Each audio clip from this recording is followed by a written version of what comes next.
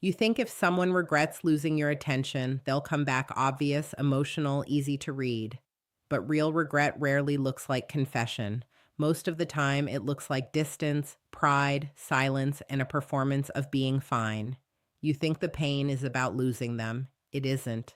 The real pain is realizing how much of your identity was tied to being seen, chosen, contacted, and emotionally fed by someone who was never stable enough to be your center in the first place. And if that truth hits hard, good, it's supposed to.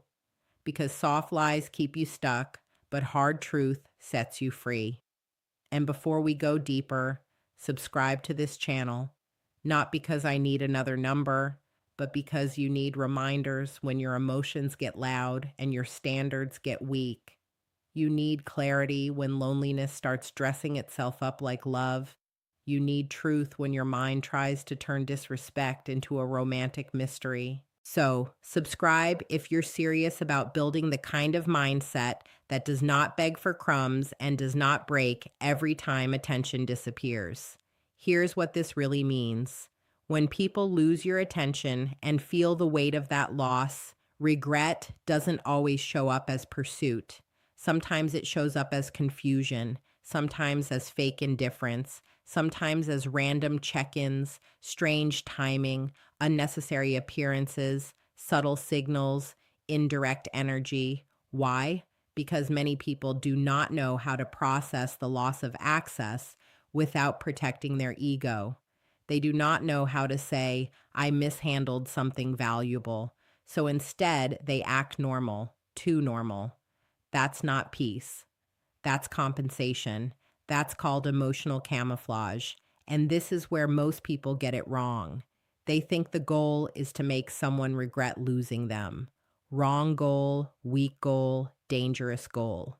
Because the moment your growth becomes a performance for somebody else's reaction, you are still trapped. Different outfit, same cage. You are still watching, still measuring, still waiting, still secretly hoping your silence gets translated into their awakening. That is not freedom. That is emotional dependence wearing the mask of discipline. The hard truth is this: some people only feel your value when your availability is gone, not because they are evil, not because they are monsters, but because human nature often ignores what is consistently present and panics when that presence is removed. Familiarity lowers appreciation, access creates laziness, constant attention gets treated like background noise. Then one day it's gone, the calls stop, the energy shifts, the emotional labor disappears, the reassurance dries up, and now they feel the absence of what they never properly respected. That's not always love. Sometimes that's withdrawal. Sometimes that's ego injury. Sometimes that's the shock of losing a comfort they thought would always be there. Read that again in your mind. They did not always lose you and suddenly discover your soul. Sometimes they lost your attention and discovered their dependency. That distinction matters because if you don't understand that, you'll romanticize every sign. You'll call confusion affection. You'll call curiosity commitment. You'll call delayed interest destiny. You'll start building fantasy out of fragments. A view on your story becomes a declaration. A late night message becomes vulnerability. A random appearance becomes fate. No, slow down, breathe, use your brain. Not every return is repentance. Not every silence is strength. Not every signal means substance. This is why emotional discipline is everything. You stop chasing clues. You stop decoding half effort. You stop worshiping mixed signals. You stop turning people into projects. You stop asking, what do they feel? And start asking, what do they consistently do? Because reality is not built on potential. Reality is built on patterns. That's called maturity. The root cause goes deeper than attention. It always does. People get attached to what regulates them. Your attention may have made someone feel desired, safe, important, validated, less alone, less bored, less insecure. And when that attention disappears, they don't just miss you. They miss what they were receiving through you. They miss the mirror. They miss the emotional supply. They miss the access. And if you've been confusing being needed with being loved, this part is going to sting, but you need it. Being useful to somebody's instability is not the same as being valued for your character. That's why some people return indirectly. Pride won't let them be honest, but loss won't let them stay still. So they hover, they test, they peek, they send something casual with emotional weight hidden underneath it. They want to know if the door is still unlocked. They want proof that they can still reach you. They want reassurance that your self respect is not as real as it looks. Why? Because if they can still access you on demand, then they don't have to fully face what they lost. But when the access is gone, when the energy is different, when the old version of you is nowhere to be found, now they have to sit with themselves. Now they have to confront the gap between what they assumed and what is real. And a lot of people cannot tolerate that gap. So what do? They act unaffected. They post harder, smile louder, move faster, replace quicker, talk bigger, look busier. That's called image maintenance. It is the emotional version of cleaning the front yard while the house is on fire. Looks fine from a distance, different story inside. Now listen carefully. This is not your invitation to become cold, bitter, or manipulative. Silence is not a weapon when used correctly. Distance is not revenge when used correctly. Detachment is not punishment when used correctly. These are tools. Tools for hearing yourself again, tools for seeing clearly, tools for breaking the addiction to reaction. When you stop giving attention everywhere, you start noticing where your energy has been leaking. You start seeing what you tolerated. You start seeing how often you abandoned yourself just to keep a connection alive. That awareness is priceless because the consequence of chasing people who only value you in your absence is brutal. It erodes your standards. It trains you to settle for delayed validation. It turns your emotional life into a courtroom where you are always trying to prove your worth to a distracted jury.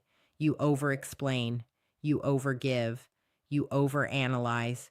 You become reactive instead of rooted. And once you live like that long enough, you don't just lose time, you lose shape. You forget who you are when you are not reaching, waiting, hoping, proving. That's the real danger, not that someone didn't choose you. The real danger is that in trying to be chosen, you stop choosing yourself. So reframe the whole thing. If someone regrets losing your attention, that is their lesson, not your assignment. Your assignment is to become the kind of person who no longer measures worth by who circles back. Your assignment is to build a life so clear, so disciplined, so anchored in self respect that whether they regret it or not, stops being relevant to your direction. That's power, quiet power, real power. And let me tell you what the person who embodies this looks like, because you need a picture of the standard. This person is not loud about their value. They do not announce every boundary. They do not post every breakthrough. They do not perform healing. They live it. Their mornings are cleaner than their excuses. Their mind is no longer a public park for every opinion and every half-interested person to wander through. They move with intention. They speak less, but when they speak, it lands. They don't chase chemistry at the expense of peace. They don't confuse attention with alignment. They don't break their own rules just because loneliness showed up wearing a familiar face. They are focused, grounded, disciplined, self-respecting. They know that being alone for the right reasons is infinitely better than being connected for the wrong ones. That person does not panic when silence enters the room. Why? Because they are no longer empty without noise. They know the difference between presence and access. Presence is earned. Access is not automatic. They know the difference between attraction and stability, between being desired and being respected, between being missed and being chosen with consistency. They do not hand out emotional intimacy to people who have only shown curiosity. They do not reward confusion with more clarity than the other person is willing to offer. They do not keep auditioning for a role they have already outgrown. That's the person you are building. So what do you do now? You stop monitoring who is watching you.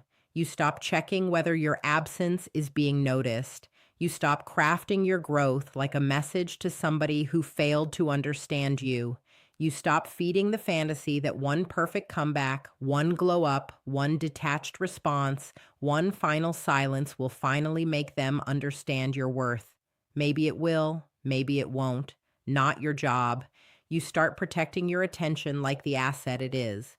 You start redirecting your energy into your body, your mind, your work, your routines, your standards, your environment. You start sleeping on time, training hard, reading more, spending less emotional energy on imaginary conversations. You start letting actions make decisions for you. If effort is inconsistent, your availability becomes limited. If communication is vague, your investment becomes minimal. If a pattern costs you your peace, it loses access to your life. Simple, clean, adult. You stop trying to win people over with explanation. You start letting your absence explain what your overgiving once concealed. And yes, some people will feel that deeply, not because you became cruel, but because you became unavailable to dysfunction. That shift exposes everything. It exposes who only liked you open, reachable, forgiving, and always ready. It exposes who respected your heart and who merely consumed it. It exposes whether the connection was built on mutual value or one sided emotional labor. Good, let it expose. Truth is expensive, but confusion costs more. Ask yourself this: what have you really been mourning? The person or the pattern? The bond or the possibility? The reality or the fantasy version that lived in your head because your hope kept editing the evidence? Be honest, because healing begins where self deception ends. And understand this too: regret is often private, very private. People do not always announce the losses that humbled them. Pride gets involved, image gets involved, fear gets involved. They may never say it, they may never name it, they may never come back in a way your ego finds satisfying. But you do not need a witness to your worth. You do not need a confession to validate what was real in you. Your value does not increase because someone finally noticed it late. Late recognition is not a promotion, it is just late. That's why your job is not to become unforgettable to others. Your job is to become undeniable to yourself. That changes everything, because once you become undeniable to yourself, your behavior changes. Your standards stop shaking. Your boundaries stop sounding like negotiations. Your energy becomes cleaner. Your choices become sharper. You no longer ask, how do I keep them interested? You ask, does this align with the life I'm building? You no longer ask, what if they come back? You ask, what version of me would accept anything less than consistency? You no longer live from attachment, you live from discipline. Attachment says, I need this to work. Discipline says, I need to remain true. Attachment says, maybe this time they'll see me. Discipline says, I already see me. Attachment waits. Discipline moves. And once you understand that, the whole game collapses. You stop performing. You stop persuading. You stop offering premium access to people committed to casual effort. You stop calling crumbs complicated. You stop mistaking emotional turbulence for depth. You stop romanticizing instability. You become harder to impress, yes, but also easier to trust. Because now there is congruence between what you say and what you allow. That is self respect, not attitude, not ego, not shutting down. Self respect is the refusal to keep betraying yourself for connection. Self respect is emotional sobriety. Self respect is saying, if it costs me my clarity, it is too expensive. Self respect is letting silence reveal what chasing would only distort. Self respect is being willing to lose access to others so you can regain access to yourself. And when you do that, something incredible happens.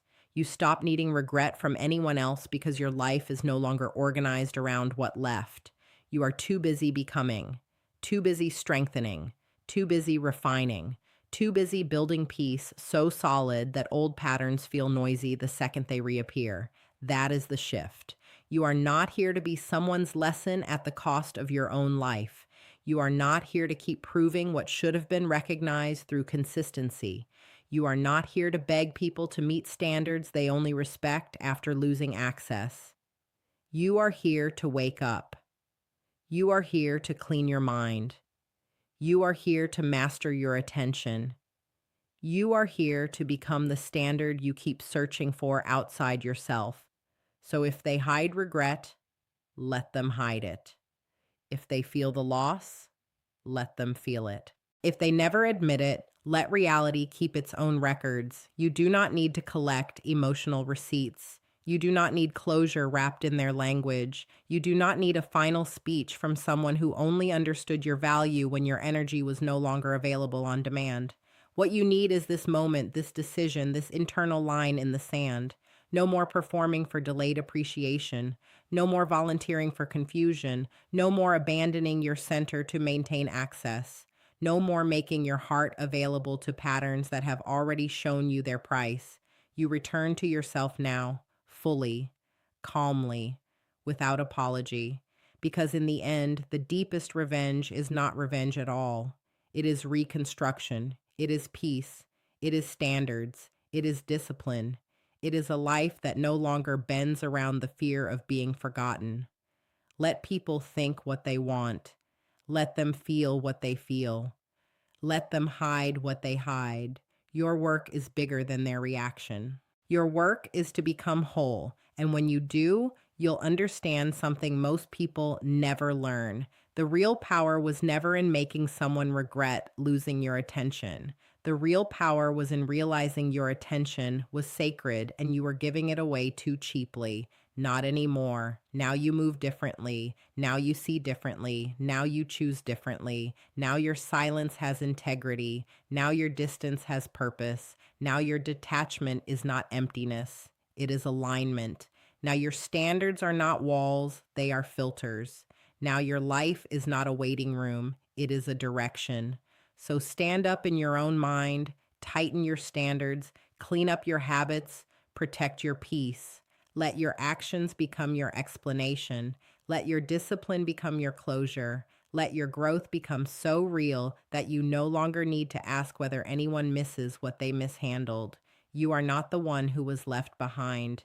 You are the one who finally woke up. You are not the question, you are the answer. And if you want more truth like this, more clarity like this, more pressure that turns into growth instead of excuses, subscribe now and stay with this community.